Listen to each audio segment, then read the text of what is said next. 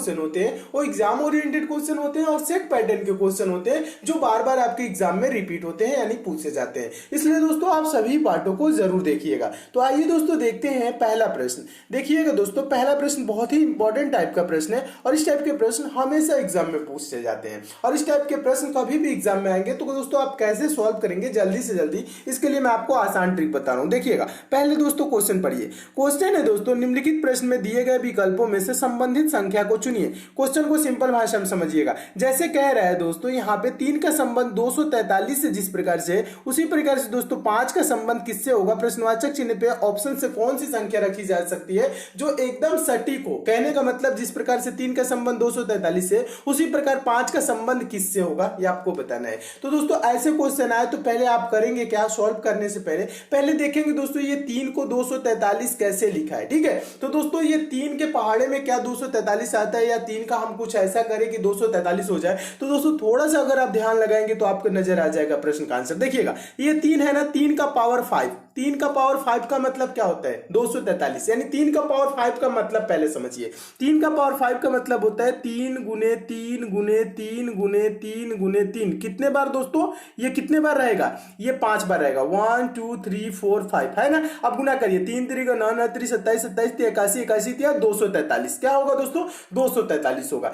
यानी ये किया क्या है दोस्तों, ये 3 का पावर 3 कर दिया है, सॉरी 3 का पावर क्या कर दिया है दोस्तों, ये 3 का पावर 5 कर दिया है और आगे लिख दिया है। इसी प्रकार से हम क्या करेंगे दोस्तों, ये 5 का पावर 5 करेंगे। 5 का पावर 5 का मतलब क्या होता है दोस्तों, 5 गुने 5 गुने 5 गुने 5 गुने 5। कितने बार दोस्तों, ये कितने बार 5 रहेगा, 5 बार। ठीक है, अब गुना करिए, 5 पचे 25, 25 पचे 125, 125 पचे 625 और 625 पचे क्या होगा दोस्तों 3125 होगा, यानी 3125 होगा। यानी इसे गुना करने पे क्या होगा दोस्तों 3125 होगा। कितना होगा दोस्तों 3125, यानी कि प्रश्नवाचक चिन्ह पे क्या होगा दोस्तों 3125 हो जाएगा। अब देखिए 3125 किस ऑप्शन में है, तो देखेंगे ऑप्शन नंबर सी में, तो आपका ऑप्शन नंबर सी दोस्तों क्या हो जाएगा, सही हो जाएगा। तो मैं उम्मीद करता हूं दोस्तों आप इस प्रश्न को भी बहुत अच्छे तरीके से समझ गए होंगे और इस टाइप के क्वेश्चन आपके एग्जाम में आएगा तो आप अच्छे से सॉल्व कर लेंगे। चलिए नेक्स्ट क्वेश्चन देखते हैं, और ये सब सेट पैटर्न के क्वेश्चन होते हैं दोस्तों। ऐसे क्वेश्चन हमेशा पूछे जाते हैं, इसलिए इन सब प्रश्नों को नोट डाउन जरूर किया करिए, नोट कर लिया करिए। नोट किए रहेंगे तो जल्दी से रिवीजन कर लेंगे एग्जाम के टाइम पे। ठीक है,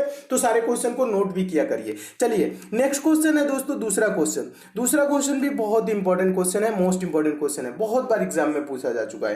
क्वेश्चन है, दी गई श्रृंखला में अगला संख्या क्या होगा, ये आपको बताना है दोस्तों। ये सीरीज दिया गया है और यहाँ पे प्रश्नवाचक चिन्ह है, यहीं पे आपको बताना है कि कौन सी संख्या होगी। देखिए दोस्तों श्रृंखला से रिलेटेड यानी सीरीज से रिलेटेड आपके एग्जाम में कभी भी क्वेश्चन आएगा तो आप करेंगे क्या, सबसे पहले तो दोस्तों आप श्रृंखला की संख्याओं को ध्यान से देखेंगे, श्रृंखला कैसे चल रही है। कहने का मतलब है देखिए दोस्तों 5 है, 7 है, 25 है, 49 है, फिर 125, फिर आगे प्रश्नवाचक चिन्ह। ठीक है, यानी ऐसे है। जब दोस्तों ऐसे श्रृंखला में संख्याएं दी गई हो तो पहले आप देखेंगे दोस्तों क्या वो स्क्वायर है, क्यूब है या नॉर्मल संख्याएं हैं। तो दोस्तों अगर इसको आप थोड़ा सा गौर से देखें दोस्तों संख्या को, तो देखिए ये दोस्तों ये समझा रहा हूं, समझिएगा, बहुत ही बेसिक तरीके से आसान तरीका समझा रहा हूं, समझिए बस। ये 5 है ना, ये 5 का पावर 1। ठीक है, ये 7 है ना दोस्तों, ये क्या है 7 का पावर 1 यानी कि 7 ही। ठीक है, ये दोस्तों 25 है ना, ये 25 क्या है दोस्तों, ये 5 का स्क्वायर है, 5 का पावर 2। ठीक है, ये 49 है ना दोस्तों, ये 49 क्या है 7 का पावर 2 यानी 7 का स्क्वायर है।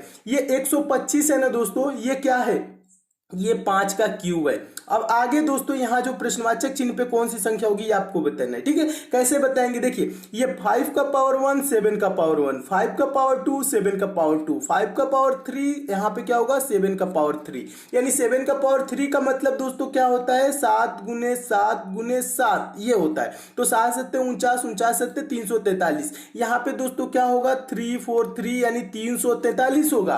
अब देखिए 343 किस ऑप्शन में, तो देखेंगे ऑप्शन नंबर डी में। तो आपका ऑप्शन नंबर डी दोस्तों क्या हो जाएगा, सही हो जाएगा। तो मैं उम्मीद करता हूं दोस्तों आप इस प्रश्न को भी बहुत अच्छे तरीके से समझ गए होंगे और इस टाइप के भी क्वेश्चन आपके एग्जाम में आएगा तो आप अच्छे से सॉल्व कर लेंगे। चलिए नेक्स्ट क्वेश्चन देखते हैं, अगला क्वेश्चन देखिएगा। अगला क्वेश्चन है दोस्तों आपका तीसरा प्रश्न। तीसरा प्रश्न भी मोस्ट इंपॉर्टेंट प्रश्न है और ये भी बहुत बार एग्जाम में पूछा जा चुका है और ऐसे हमेशा प्रश्न पूछे जाते हैं एग्जाम में। ठीक है, देखिए कैसे सॉल्व करेंगे, जल्दी से जल्दी इस टाइप के प्रश्नों को कैसे सॉल्व किया जाता है मैं बता रहा हूं। देखिए देखिएगा क्वेश्चन पहले पढ़िएगा दोस्तों। क्वेश्चन है दिए गए आव्यूह में x के स्थान पर कौन सी संख्या आएगी। अब देखिए x है कहाँ, यहाँ पे। कहने का मतलब है कभी कभी x की जगह पे प्रश्नवाचक चिन्ह दे देता है और पूछता है लुप्त संख्या क्या होगी, मिसिंग नंबर क्या होगी। क्वेश्चन सेम होता है, ज्यादा कुछ नहीं है। ठीक है, आपको करना क्या है, बस यहाँ पे सोचना है x की जगह पे क्या आएगा। ठीक है, ये चीज सोचना है। तो देखिए पहले दोस्तों मैट्रिक्स यानी आव्यूह से रिलेटेड क्वेश्चन कभी भी आए या मिसिंग नंबर से रिलेटेड क्वेश्चन कभी भी आए तो आप क्या करेंगे, संख्याओं को एक बार ध्यान से देखेंगे। संख्याओं को ध्यान से देखने का मतलब है, देखिए 3 है, 370 है, 7 है, 2 है, 224 है, 6 है, 1 है, 730 है, x है, यानी यहाँ पे तो आपको बताना है। ठीक है, तो दोस्तों यहाँ पे अगर ध्यान से देखें तो आपको बड़ी बड़ी संख्याएं नजर आ रही हूँ।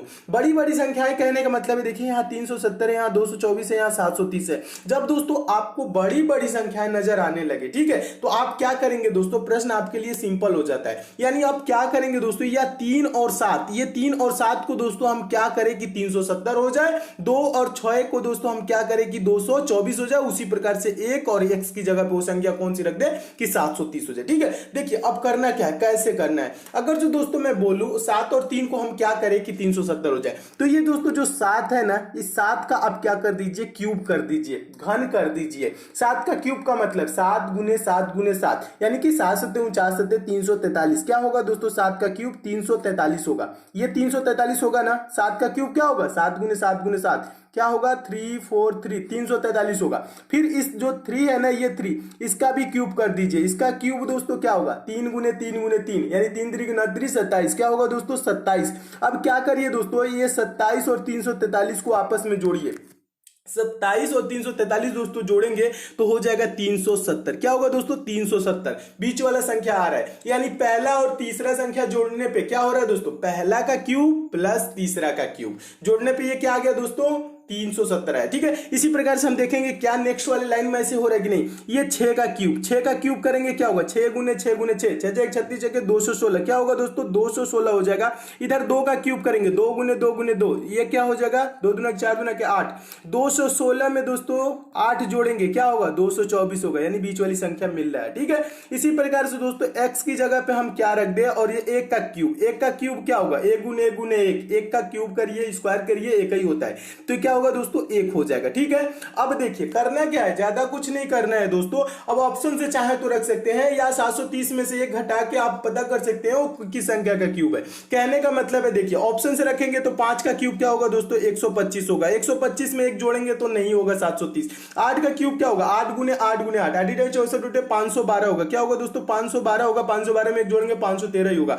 9 का क्यूब क्या होगा, 99 का 89 729, क्या होगा दोस्तों 9 का क्यूब 729 होगा। और 729 में दोस्तों ये 1 को जोड़ देंगे, 1 को जोड़ देंगे तो ये क्या हो जाएगा दोस्तों 730 हो जाएगा। और देखिए बीच में 730 है, तो यानी कि x की जगह पे दोस्तों क्या होगा, x की जगह पे होगा ऑप्शन नंबर सी, यानी कि 9 होगा। और 9 किस ऑप्शन में, ऑप्शन नंबर सी, यानी आपका ऑप्शन नंबर सी दोस्तों क्या हो जाएगा, सही हो जाएगा। तो मैं उम्मीद करता हूं दोस्तों आप इस प्रश्न को भी बहुत अच्छे तरीके से समझ गए होंगे, और इस टाइप के भी क्वेश्चन आपके एग्जाम में आएगा तो आप अच्छे से सॉल्व कर लेंगे। दोस्तों एक चीज और बता दूं, क्वेश्चन आपको अच्छे लगते हैं, वीडियो समझ में आती है तो दोस्तों लाइक जरूर किया करिए, शेयर भी जरूर किया करिए। और दोस्तों आपको बता दूं जो नए दोस्त हैं वो हमसे जरूर जुड़ जाए, चैनल को सब्सक्राइब करके नोटिफिकेशन बेल को ऑन करके, नीचे दोस्तों रेड कलर का सब्सक्राइब लिखा होगा वहां पे क्लिक करके चैनल के साथ जुड़ जाइए, और बगल में बेल आइकन को जरूर प्रेस करके ऑन कर लीजिएगा, तभी आपको डेली सारे वीडियोस की नोटिफिकेशन मिलेगी। और डेली दोस्तों मैं आपको बता दूं 8 PM पे यानी शाम 8 बजे वीडियो प्रोवाइड करता हूं। जो भी क्वेश्चन आपको प्रोवाइड करता हूं देता हूं वो सारे एग्जाम ओरिएंटेड क्वेश्चन होते हैं जो एग्जाम में हमेशा पूछे जाते हैं,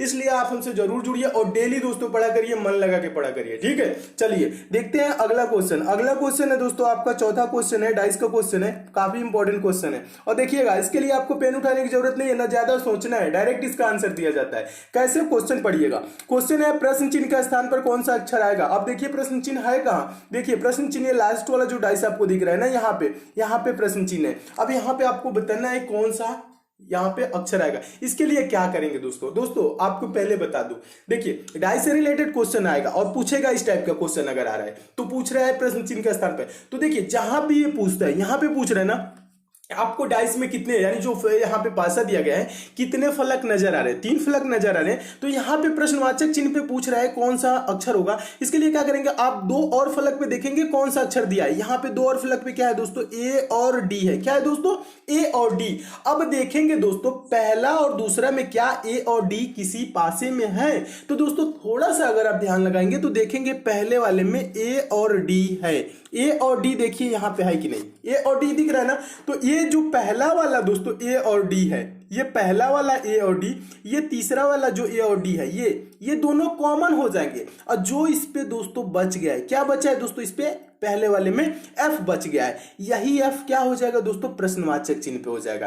प्रश्नवाचक चिन्ह पे कौन सा अक्षर होगा दोस्तों, एफ होगा। अब देखिए एफ किस ऑप्शन में है, तो देखेंगे ऑप्शन नंबर डी में। तो आपका ऑप्शन नंबर डी दोस्तों क्या हो जाएगा, सही हो जाएगा। देखिए एक बार और समझाता हूं, जहां पे भी पूछे प्रश्नवाचक चिन्ह तो आप देखेंगे 2 और फलक पे क्या है, ए और डी। अब देखेंगे ए और डी यहाँ पे, तो ए और डी कॉमन हो गए। जो बच गया है दोस्तों ये एफ बचा है, तो एफ ही यहाँ पे होगा। यानी प्रश्नवाचक चिन्ह पे दोस्तों क्या होगा, एफ हो जाएगा। और एफ ऑप्शन नंबर डी में है, तो आपका ऑप्शन नंबर डी क्या हो जाएगा, सही हो जाएगा। तो मैं उम्मीद करता हूं दोस्तों आप इस प्रश्न को भी बहुत अच्छे तरीके से समझ गए होंगे, और इस टाइप के भी क्वेश्चन आपके एग्जाम में आएगा तो आप अच्छे से सॉल्व कर लेंगे। चलिए नेक्स्ट क्वेश्चन देखते हैं दोस्तों। अगला क्वेश्चन है दोस्तों आपका 5वां प्रश्न काफी इंपॉर्टेंट क्वेश्चन है। और पिछली बार दोस्तों रेलवे एग्जाम में लगभग दोस्तों ये 8 से 10 बार ये सेम क्वेश्चन रिपीट किया था। ठीक है, रेलवे में आप देखेंगे प्रीवियस ईयर के पेपर देखेंगे तो उसमें ये 8 से 10 बार क्वेश्चन पूछा जा चुका है। और बहुत ही सिंपल क्वेश्चन है, कुछ भी नहीं करना है। देखिएगा कैसे सोल्व करना है।